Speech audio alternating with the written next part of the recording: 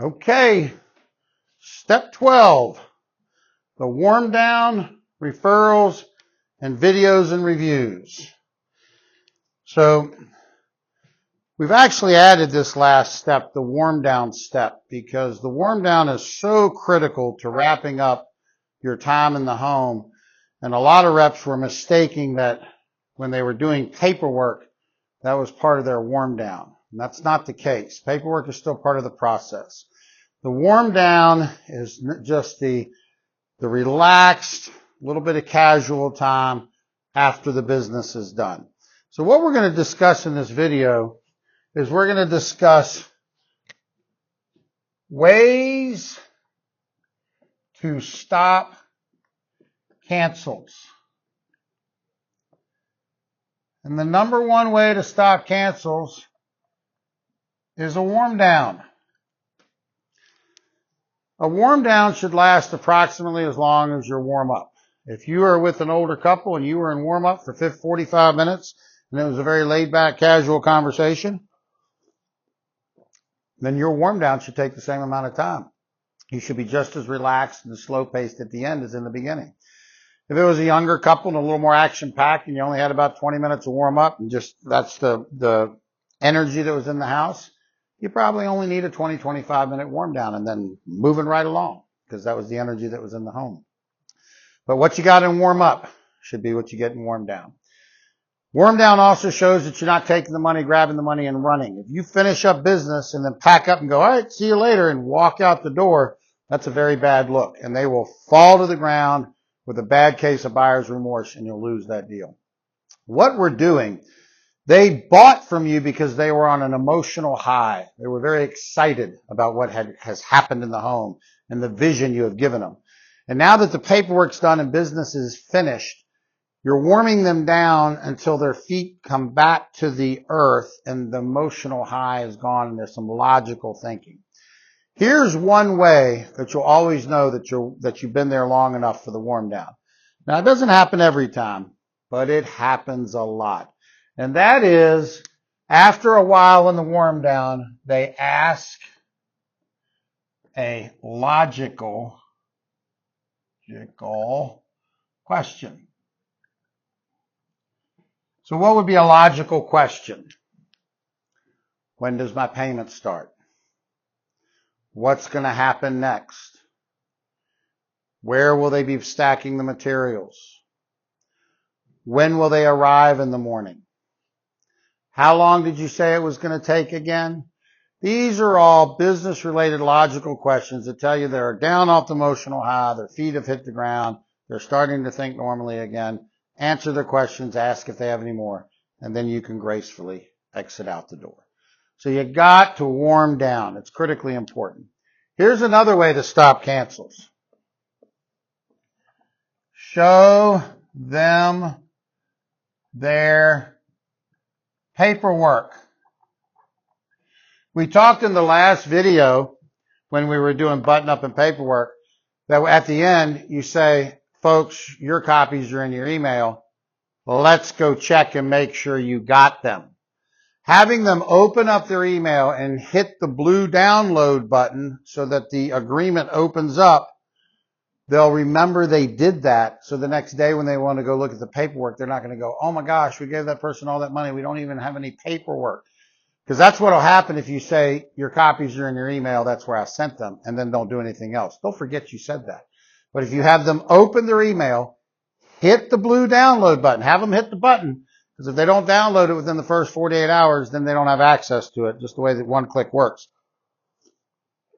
But if they download it, it permanently stays open now whenever they go back to that email. So you have them open the email, download it, they see that it's the same agreement they just went over, and they'll save it where they want. So you always show them the paperwork.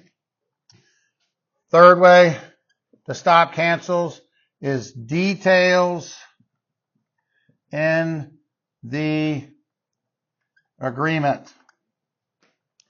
When you write the agreement, you have the ability to add a line item or add details or extra notes about anything that went on in the house. You're not writing those shorthand notes for production. You'll very quickly learn remodel shorthand that will allow you to pass information without having to write a bunch of sentences. That's not who the agreement's for.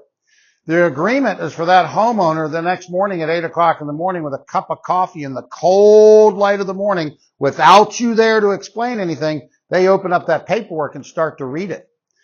If there was something that was important to them that came up in a conversation and you didn't reflect it in the paperwork, they're going to be worried.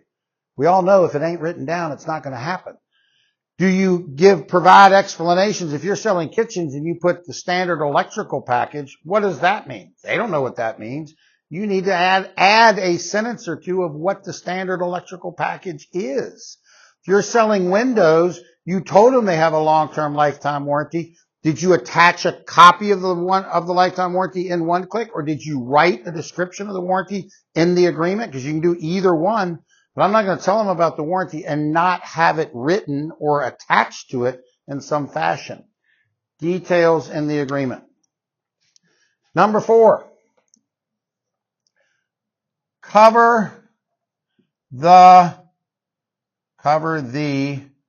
rescission. We talked about that in the last couple of videos. There's a separate video about rescission, but don't ignore the rescission. Make sure that you cover the rescission. Number 5. Congratulate them. Do not thank them. If you look at someone and say, hey, thank you very much for your window order, I appreciate your business, who did you just make it all about? You made it all about you. Make it about them. Look at them and go, hey, congratulations on your new windows for your home. You know what they're going to say to you? They're going to say thank you. Because it's about them, not about you. So don't thank them, congratulate them. Number 6. Get a review and a video. Those short testimonial, 30-second, 45-second testimonial videos, ask them to do one for you. We've got the review link. Ask them to do a review, a Google or Facebook review for you. Nobody's going to cancel on you if they gave you 5 stars or wrote a couple of nice sentences about you. Human nature. They're not going to do it. So get a review. Do a short video. It makes a big difference. Number 7. Put the job in production, which means call concierge or manager. Concierge department's open until 9 o'clock on weekdays until 7 on Saturdays. So when you finish up the paperwork, you go on Zoom chat and you shoot a note to your concierge. This is Harold. I'm with Bob Smith. My 7 o'clock appointment. I just finished up all the paperwork. The concierge department's going to go review that everything we need is there for your benefits. You're not running back out to get things. It's dated correctly. It's signed correctly. All the pictures, all the worksheets are there. And then the concierge is going to say, have them call me at this number. You put them on speaker. The concierge person introduces themselves, reviews the order with the homeowner, gives them their installation date right then. How many construction companies can do that? And gives them the name and phone number of the production manager who will be managing their job. If it's after 9 o'clock on a weekday or after 7 on Saturday, call your manager, let your manager introduce themselves, and then the manager will let the homeowner know the concierge department will be calling them the next day to cover those specifics the next morning. 8. Ask what made you decide to do this today? What made you decide to do this today? This is a great question for 2 reasons. And the job's not going to go backwards on you. It's not going to unravel. But the first thing is you're going to make sure that they have a logical reason for buying. If they say something like, well, I couldn't pass up all that savings, that's a terrible answer. Because they might be thinking about the savings today, but tomorrow they're going to think about all the money they spent. You need them to be saying, well, it's going to add value to my home. It'll be easy to clean. It'll save me money on energy. It'll make it more beautiful. I've been wanting to do this for years. They need to have a logical reason for doing it. But even more importantly, the reason I loved this question for the first 2 or 3 years I was in the business is my manager had me asking this question to make sure there was a logical reason for them to buy so they wouldn't be just doing it on an emotional high. But I quickly discovered, wow, the thing they're telling me is the thing I did best in the house. If they look at me and go, well, Harold, after you showed us that window, we just had to have it. I've got a great product demo. If they look at me and go, it was just like you were a member of the family. As soon as you got here, it was just low key. You just been very pleasant. I've got a wonderful warm up. Harold, there was no tension in the numbers. So many times it feels like you're buying a car and it wasn't like that. You were just so friendly and explained everything. I've got a good close. They're literally going to tell you the thing that you're doing best with this question, the thing that you don't want to mess with.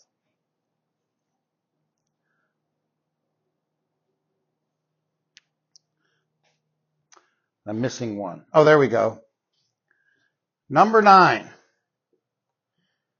Take a selfie with the homeowner. Now this has 2 parts.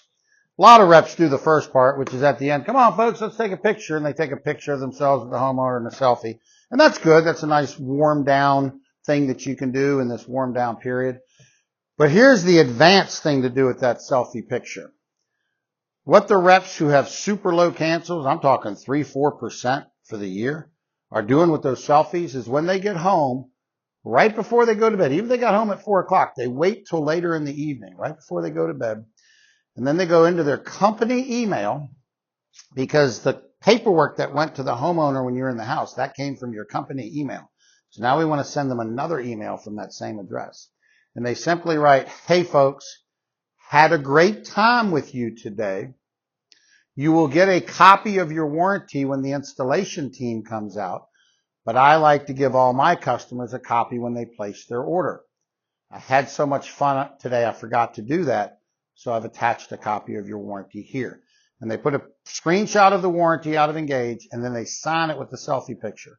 So I'll say it again. They send an email from their company email later in the evening, and they say, hey folks, had a great time with you today. You're going to get a copy of your warranty with the installation team, but I like to give all my customers a copy when they place their order. I had so much fun I forgot to do it. So I've included a copy of your warranty. Have a great day. And they put a copy of the warranty and the screenshot of the selfie. So the next morning, what happens when the people wake up and they want to go read that paperwork? The first thing they see when they go in the email is an unopened email from that same address. So they look at that first. And here you were at 10:30 at night thinking about them, talking about how much fun you had, sending them their copy of their warranty because it's something you like to do for your customers, and adding that picture of the selfie. It is a psychological warm fuzzy right before they go and open up that paperwork and look at it. If they were having any doubts or any concerns, it's that little thing that'll cause them to pick up a phone and ask a question rather than pick up the phone and just cancel out of fear. It's a super powerful psychological tool. And then number 10, third party concerns. So who are third parties? Third parties are people who can influence this sale after the fact and cost you the business. Now, third parties don't have to hurt you. Third parties can literally help you close the sale. There's another video going to be made about third parties. You should take a look at it. But what I want you to do here in your warm down is I want you to be aware that there are 3 groups that are highly susceptible to third party influence. The very old, their children. The very young, their parents, because the parents probably gave them the money for the down payment, or more than likely the money for the down payment on the house. And single women. And I'm not picking on the women out there. My point about single women is women, much more than men, are likely to have a sounding board, a trusted friend who they run things by. Us hard-headed men don't do that.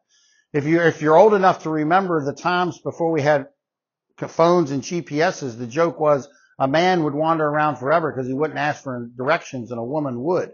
They're smarter than us. And so they'll ask a second opinion more likely than a man would. Might be a old boyfriend, a brother, a neighbor, a coworker, somebody they grew up with. Might be another woman. Might be anybody, but they'll run things by somebody much more than men will. So if you have any one of these three groups, you should ask yourself, should I be concerned about third parties?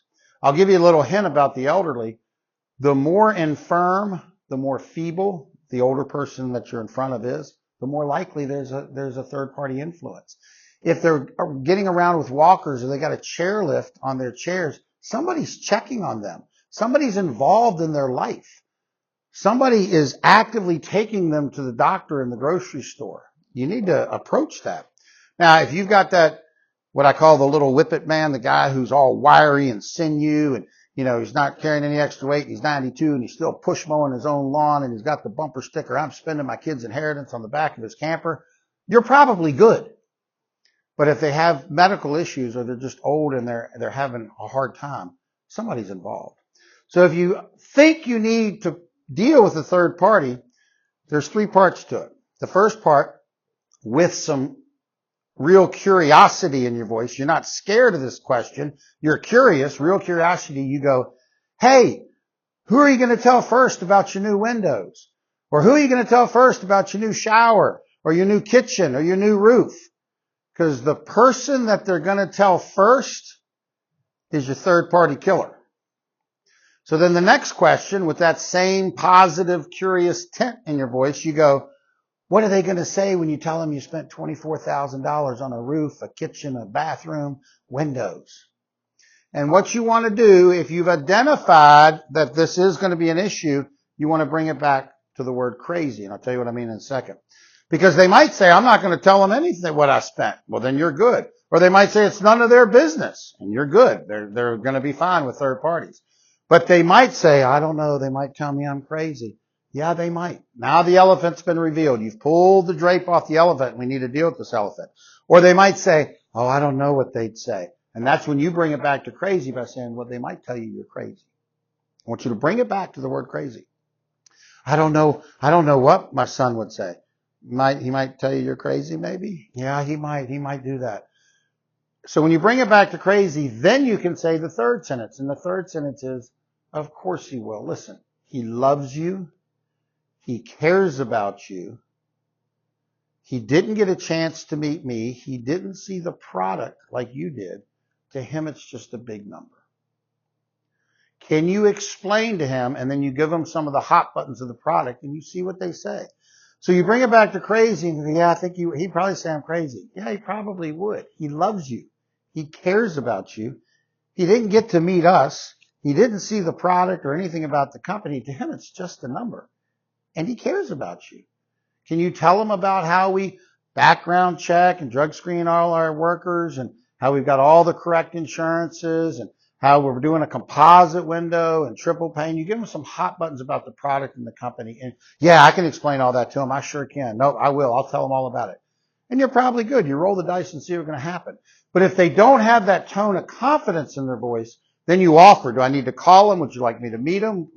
I could carry them through the website right now. You offer to do that for them. I can't tell you how many times I've been able to avoid a third-party kill by literally calling up a son or daughter, because that's what it's been in most of the instances I'm doing, calling up a son or a daughter and getting them to go to their computer. And I go to the product website. I remember doing this with Windows recently, had them go to the Okna website, and I'm literally doing a mini demo about how we do the installation and about the company and about the window while I'm talking to them, and they're doing the same screens I am on the website.